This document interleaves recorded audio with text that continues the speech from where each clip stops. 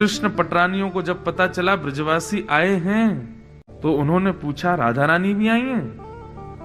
तब किसी ने बताया, बोले हाँ किशोरी जी भी आई हैं। कृष्ण पटरानियों ने अहंकार वश, अपने रूप लावण्य के प्रति अहम वश किशोरी जी के दर्शन की अभिलाषा रखी।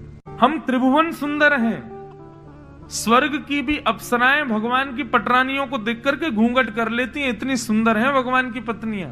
श्री कृष्ण की पत्नियां श्री किशोरी जी का दर्शन करने जा रही हैं और इस अहंकार में जा रही हैं, क्या हमसे ज्यादा सुंदर?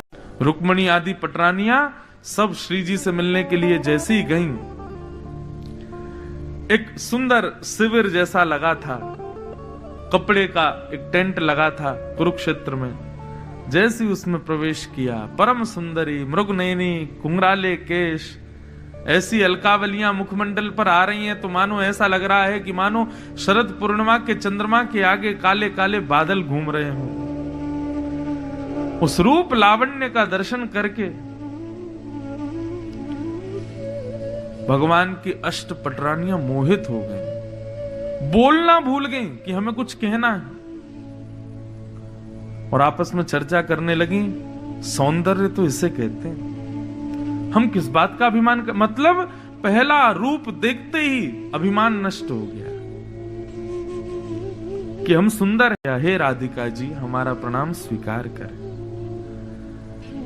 तब उस परम सुंदरी ने रुक्मणी जी को उठा करके हृदय से लगाया, बोले कि क्षमा करें, पर किशोरी जी की सहचरी हूं मैं, किशोरी जी तो भीतर विराज रही है,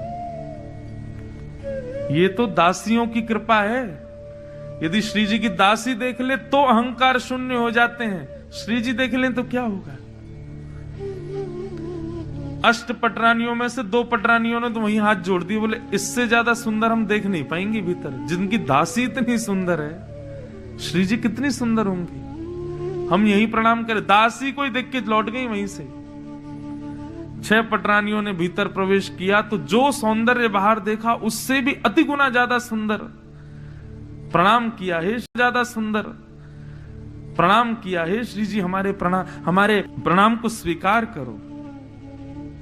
उस सुंदरी ने भी हृदय से लगाया, बोले नहीं नहीं मैं दासी हूं, श्री जी भीतर विराज रहे हैं। अंत तो गत्वा रुक्मणी ही रह गई, बाकी सब तो बाहर से ही लौट गई दासियों को देख के, बोले हम देख ही नहीं पाएंगे श्री जी को। जैसे तैसे मूर्छा अवस्था रुक्मणी जी को आ रही है, इतना सौंदर्य, इतना सौंदर्य।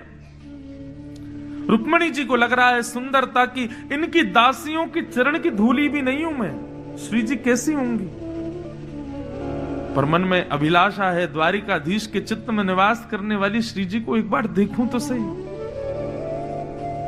और जब पूर्ण रूपेण अहंकार शून्य हो गई, देहाभिमान शून्य हो गई रुक्मणी, तब मुख्य भवन में प्रवेश किया तो अनंत कोटि उर्वशियों के सौंदर्य को भी लज्जित करने वाली, कोटि कोटि कामनियों को भी लज्जित करने वाली अनंत सुंदरी कन्याएं वहां खड़ी हैं, और उन अनंत सुंदर कन्याओं को भी लज्जित करने वाली परम सुंदरी श्री किशोरी जी मध्य में विराज।